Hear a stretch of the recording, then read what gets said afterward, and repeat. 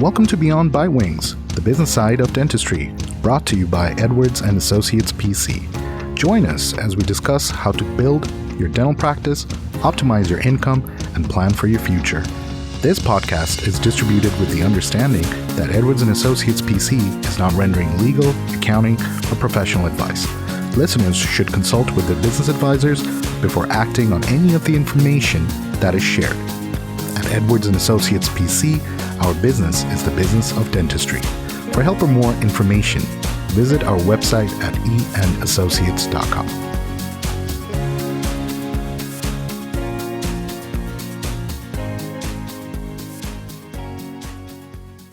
Hello and welcome to another episode of Beyond by Wings. In today's episode, we have a very special guest. Her name is Jennifer Christensen. She's the co-founder and CMO of Beacon Media and Marketing.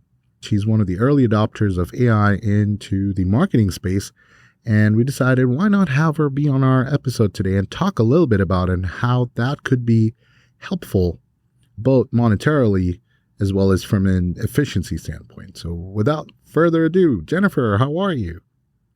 I'm doing so good. It's a pretty sunny day in Anchorage, Alaska. So I am enjoying that and just having a good day.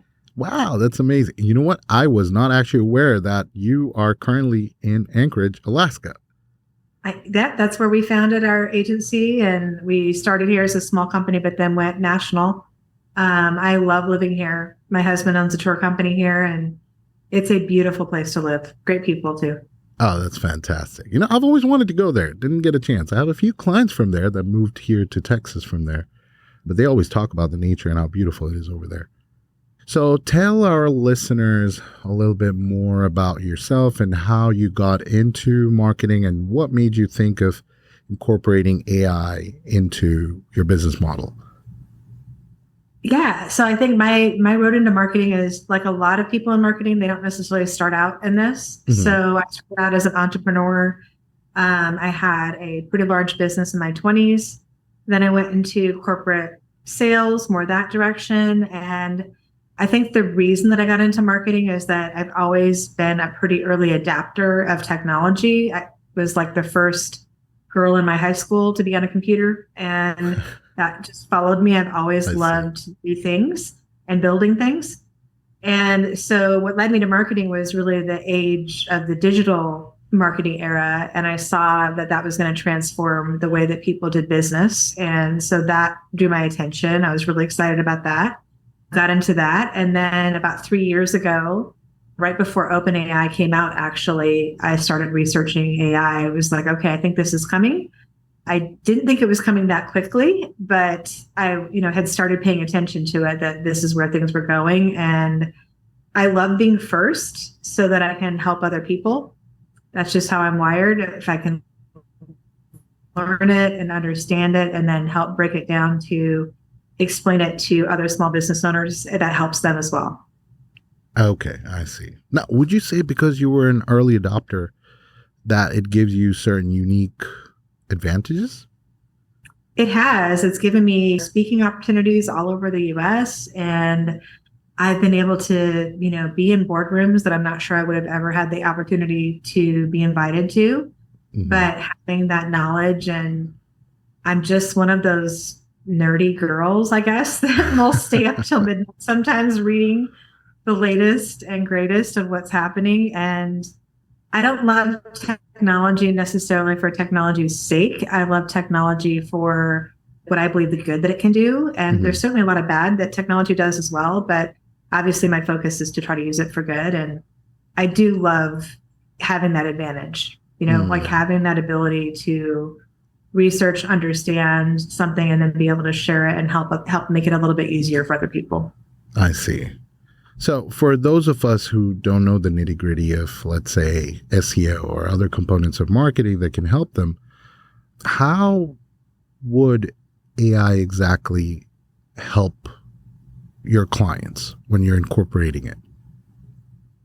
That is such a broad question. So I'm going to start with, you brought up SEO, and I know a lot of dentists, really use SEO, and it's a great tool for sure. It's a great thing to focus on because it's very effective. Mm-hmm. But let's take SEO, for example. So the world has changed rapidly as far as like people's behavior and how they search now, just like it did in the digital marketing era. Hmm. I believe the era we're in is called the age of intelligence. We've moved away from the information age. And in this age of intelligence, like for SEO, for how people find you, more and more people are using AI overviews. Hmm. So they're using AI overviews, or they're not even going to search at all. They're actually using AI to search for the exact information they're looking for, or to even brainstorm with AI. And so that can actually hurt a business if they're not paying attention to that. So Oh. how AI could help you then figure that out is, I'll just take an example of something that we would do for a local client. So we would research, what is showing up on those AI overviews? How do we get our clients to show up in those different places? How can we actually use AI to help us do that? So now instead of creating content that is just for SEO purposes, we're now using AI to actually analyze and determine what clients are researching and searching for in AI, what questions they want to have answered, and then how can we tailor the information we're doing to make sure we show up in those places. Yes, it's still just like a different way of looking at it, or a different marketing tactic, so to speak. The big difference is that instead of just going to AI and trying to figure it out yourself or trying to analyze it yourself, you can actually brainstorm with AI. You can, I just did this earlier this morning.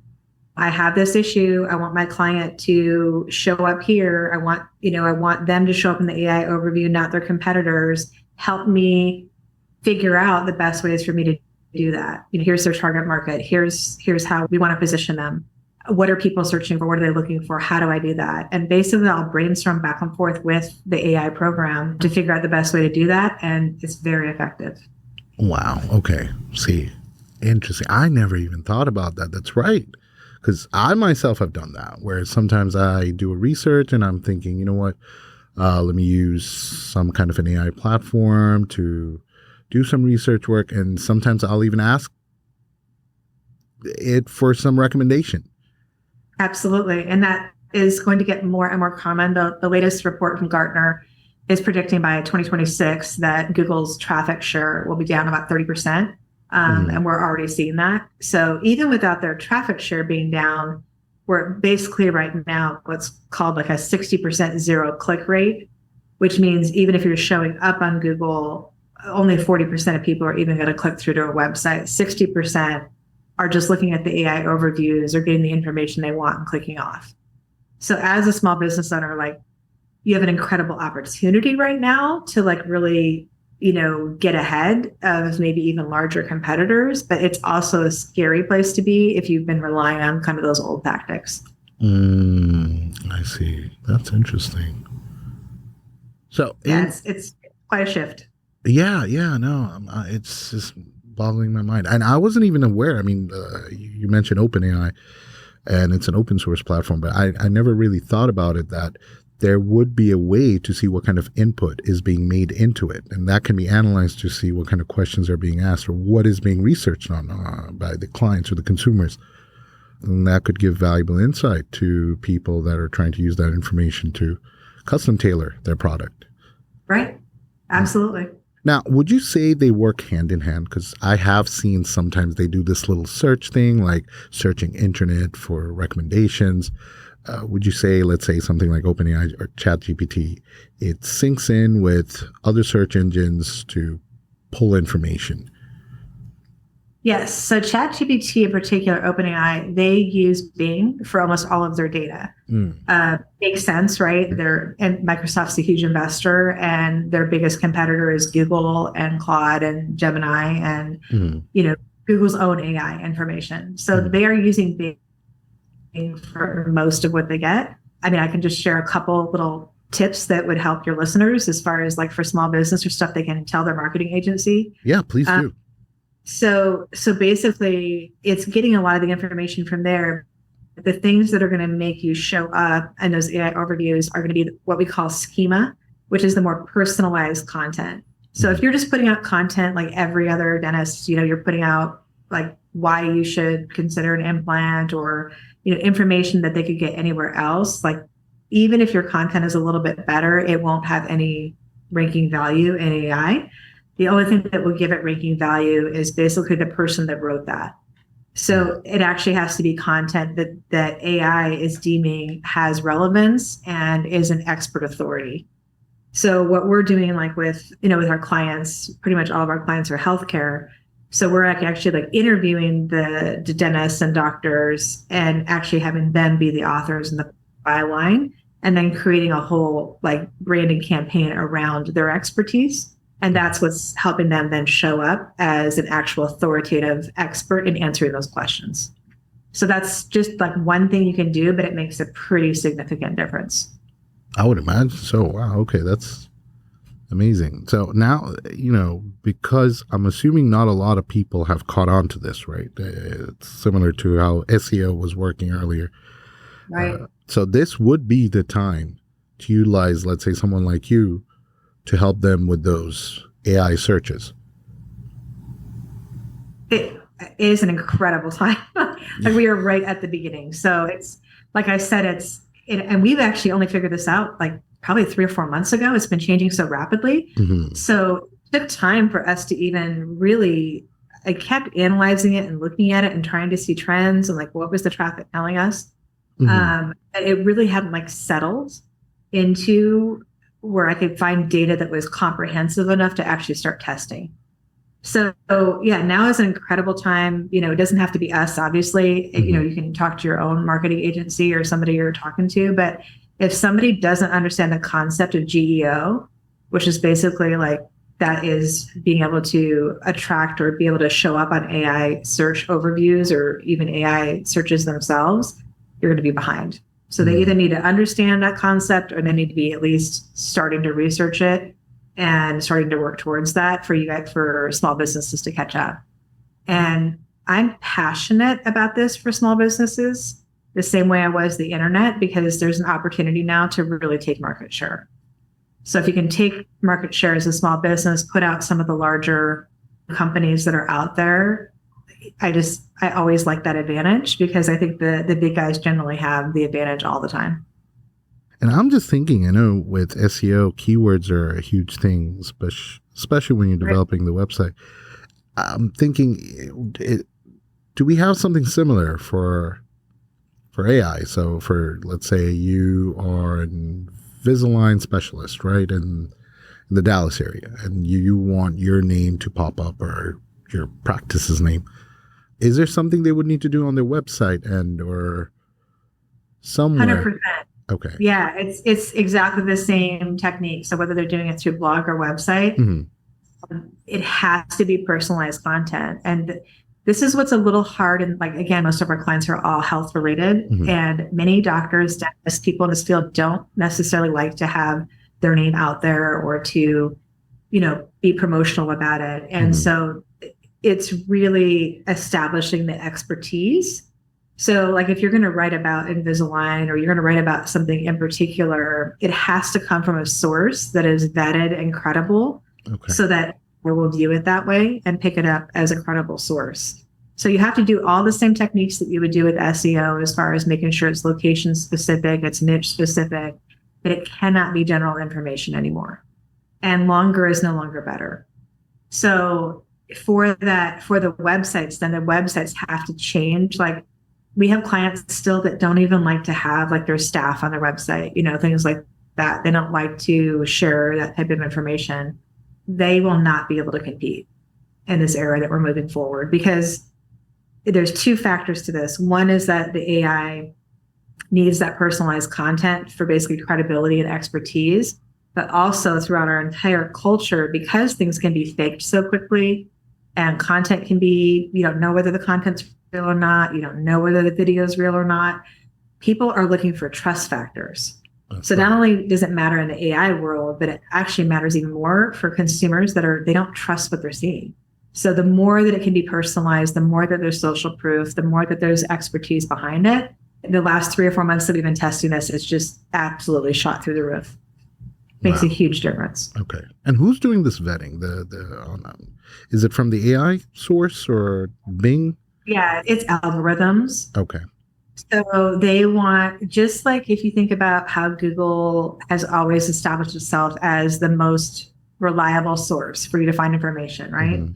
And if websites are coming up, when you're doing searches on Google and a website comes up and it's not really what you were looking for, that sort of devalues Google. And that's always been the premise behind wanting to have the best content show up, right? Hmm. So with AI, it's the same concept in a way. The algorithms are looking for all those indications of, is this the best content? Is this the best answer to what that person is asking for?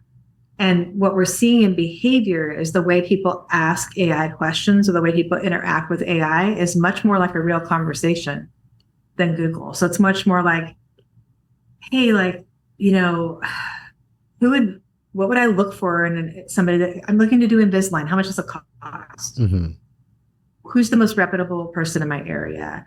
How long does it take? Very specific, like not just like the general overview of like who's the best Invisalign expert in Dallas, like you might see in Google, but people are communicating with AI like it's a person. Hmm.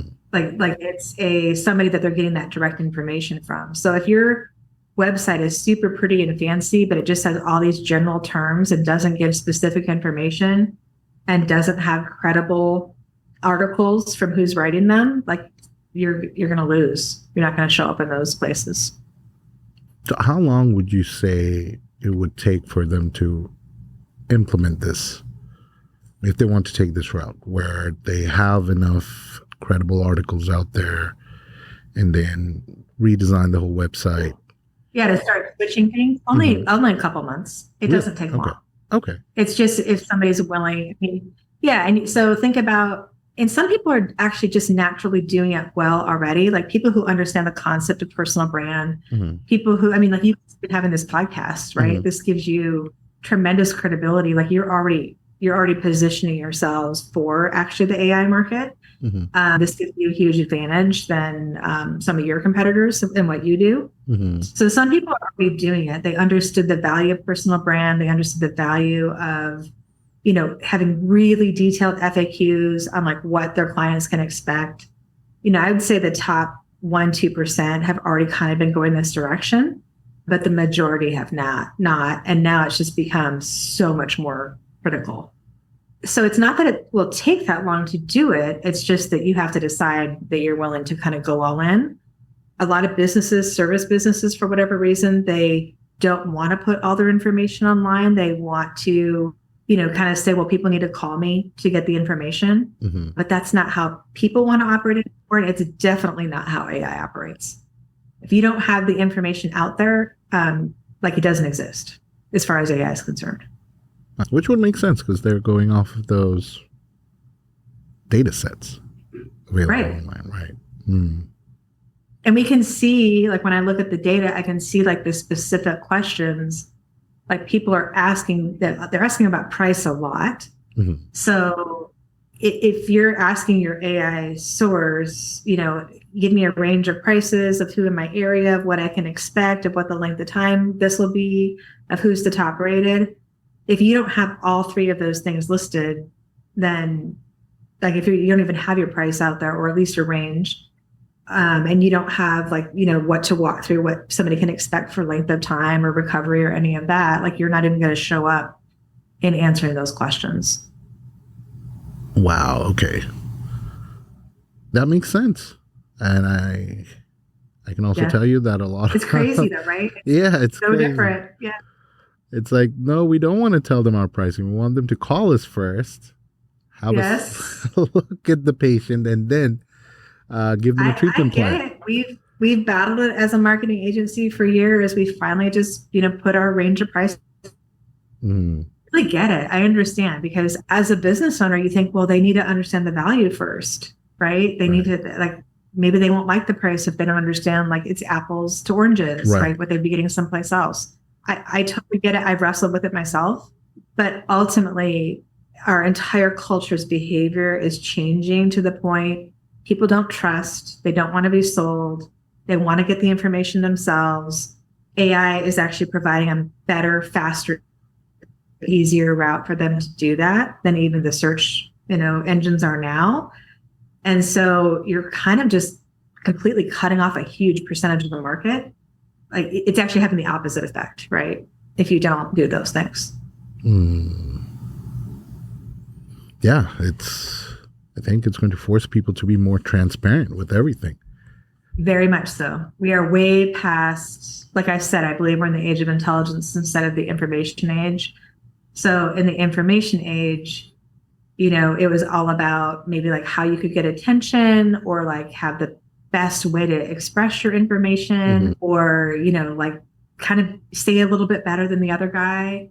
And now I really believe like we're at the beginning. This is all about clarity. People want to know they can trust you. They want to have the bottom line. They want to make their own decisions. They want to educate themselves. And, for a small business, that's a little bit scarier because it means they're less in control. But again, if you understand that that's what's happening in the market, you can position yourself to win in a huge way. But it also makes me wonder, like, is it going to force the people, let's say somebody who practices holistic dentistry, right? Would it force them to enter into some kind of a price-driven market just because they have to be transparent and now they have to compete with their other competitors? And because AI uses algorithm, it may not understand the qualitative part of dentistry, but it certainly can understand the quantitative part. So will it force business owners to take that path instead of focusing on the care part more, even though if it costs a little extra premium? I actually don't think so. I think it'll be exactly the opposite. I think you're going to see an explosion of niche service businesses. I mean, we've already seen this trend going this way. And I'm a particular fan of holistic dentistry. We have a couple of those clients, and that's who I go see. Interestingly enough, one of our clients in that realm, when she first came to us and said she was actually just marketing herself as a general practitioner, and we really, really pushed like her going niche. And that was scary because she thought she'd lose majority of her client. And now she has a huge wait list and can't even barely take care of me. So I mean, when you do niche down, the thing is, if you're willing to answer the detailed questions, if you're willing to put out online, why should I consider holistic dentistry versus regular dentistry? It's more expensive. They're going to find that out anyway. Okay. So if you're willing to put that information out there ahead of time, you can actually probably convert some people you wouldn't have converted before. I think it will have the opposite effect. I think the niche people that are super transparent are the ones that will actually do the best. I see. So having the information out there even before those questions are being asked on these platforms. Okay. Absolutely. Okay. So those crumbs can be put out there, right? It's like, oh, you're considering this. Have you considered, taking the holistic route? Absolutely. I mean, you could even structure entire sections of like your content on your website. You could write like articles about how much does dentistry cost, and then you could be the expert in that particular area, and then literally tie that into, okay, you want to know about cost, you want to know about pricing. Here's all the general price ranges, right? You can't give exacts probably, but here's the ranges. And then here's why holistic costs a little bit more, and here's why that matters. So you actually could do it completely that way and probably do super well. In fact, I think I might use that idea for one of my clients. That's okay. That's good. I haven't even talked about AI from the standpoint, I'm just talking marketing, and there's so many areas I could talk about this in marketing, but we haven't even touched on like, how does this help, practices be more efficient internally? How does this help with like, follow-ups and client care and, being able to be more personalized? I'm a huge believer in not replacing people, and know that job functions are going to change dramatically over the next, 4 to 5 years. But instead of replacing people, you could use it to enhance your service. So you can take something you're already doing really well and then use AI to make it even better. And that's kind of the suggestion, like I'm going in to talk with practices and different clients.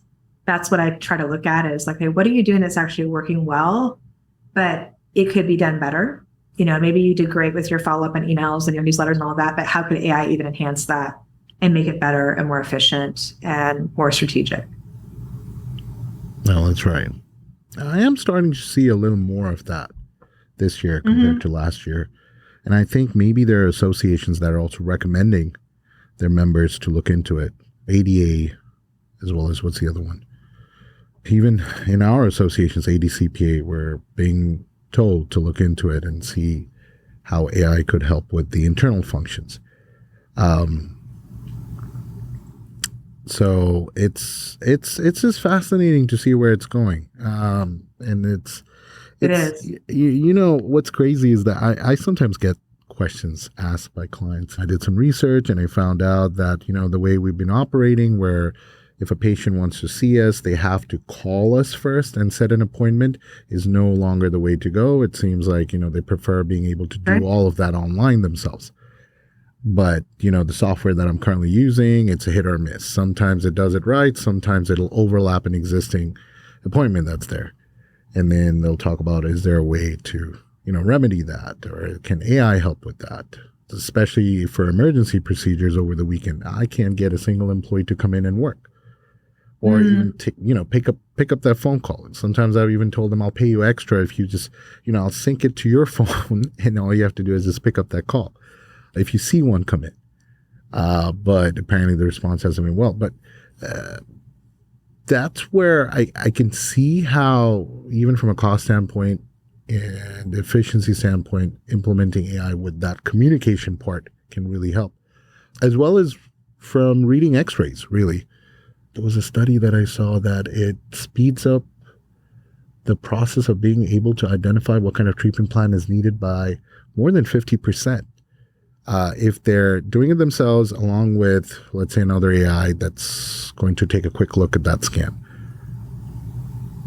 So, yeah, I mean, it's being used in medical in so many different areas. We're working with a startup right now that's got an app that is using it even in the mental health arena. I mean, there's a lot of areas. I mean, I have some ethical cautions for sure. And I do think it's important that every business or every person who's using it, that they really think deep and hard about how they want to use it and for what purpose. right. So that we don't go completely off the rails here. Back to your example of like the scheduling thing.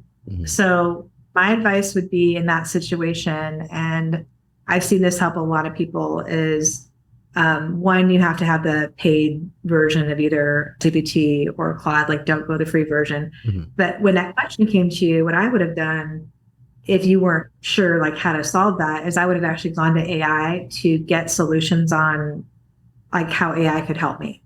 So instead of going to AI and saying, find me, you know, a company that can schedule online without problems or overlap, like instead of approaching it that way, the way that I'm encouraging people to approach it, that we're getting really good response from, as you go to AI and you say, hey, I have this issue.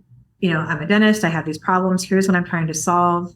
Let's brainstorm, you know, you and the AI, let's brainstorm different solutions. I want you to give me different ideas, and then I'm going to give you ideas back. Please ask me clarifying questions so that we can come up with the best answer. And you literally, you know, toss it back and forth like you're talking to an assistant or you're talking like you and I. And then I'm seeing that create incredible solutions.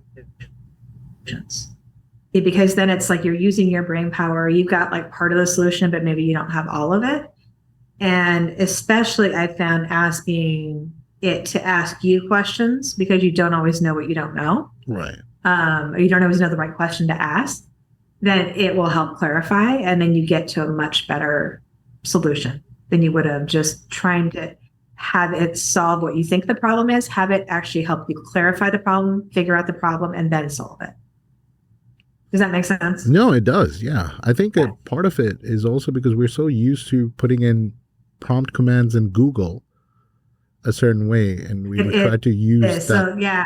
And that's what I was trying to get at, is that it really is. That's why I'm kind of harping on this age of intelligence thing, because it really is a different mindset. Like you have to, like, if you want it to be effective and you want to get the most value from it and then learn it, you know, learn back and forth, you have to change the way you're communicating.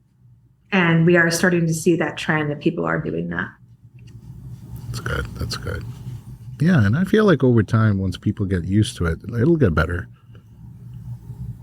And what worries me is the more it gets better, the harder it will be to Just like SEO, I remember early on, there weren't a lot of people that could actually help you with that.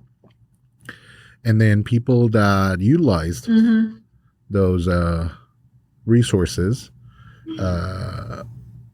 had an edge early on. But later, I think as time went on, more and more people got involved. Absolutely. They had to constantly update their website to remain in that top 5, top 10 search hits.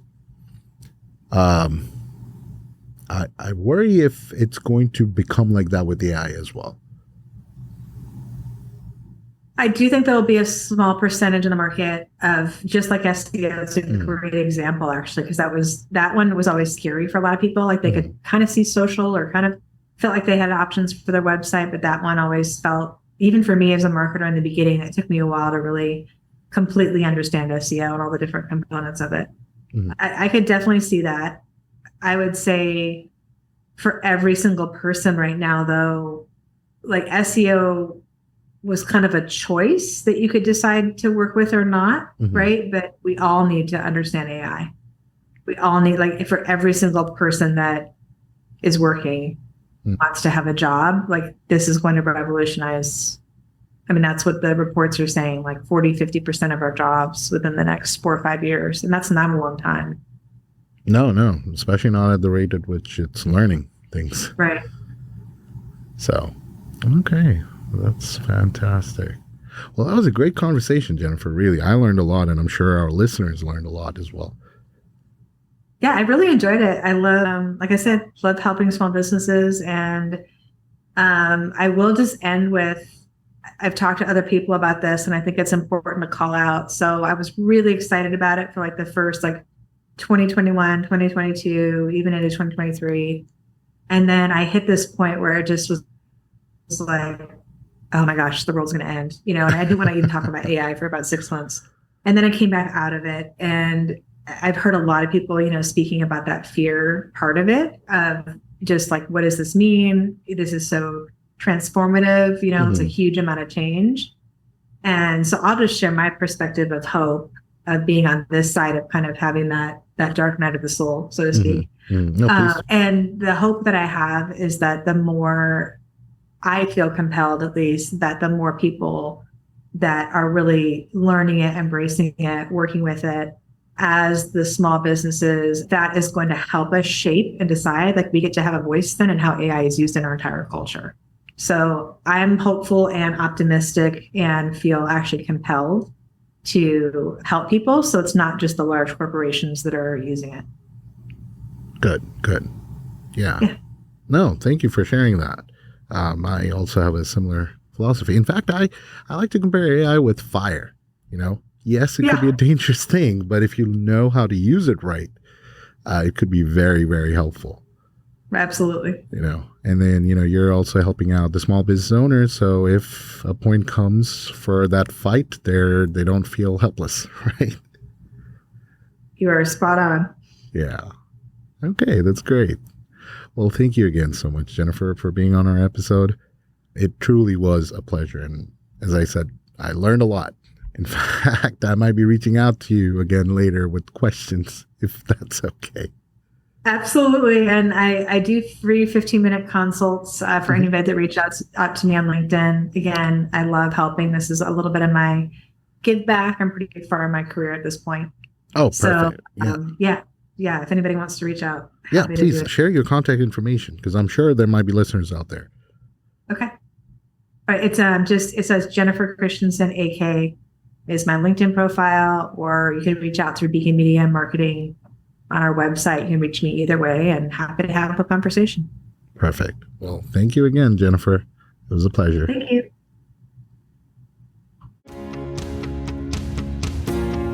Thanks for listening today. Be sure to subscribe to Beyond by Wings on your favorite podcast platform. For more information, you can follow us on Facebook, Twitter, and LinkedIn, or reach out to us on our website. You can also shoot us an email at info@eandassociates.com.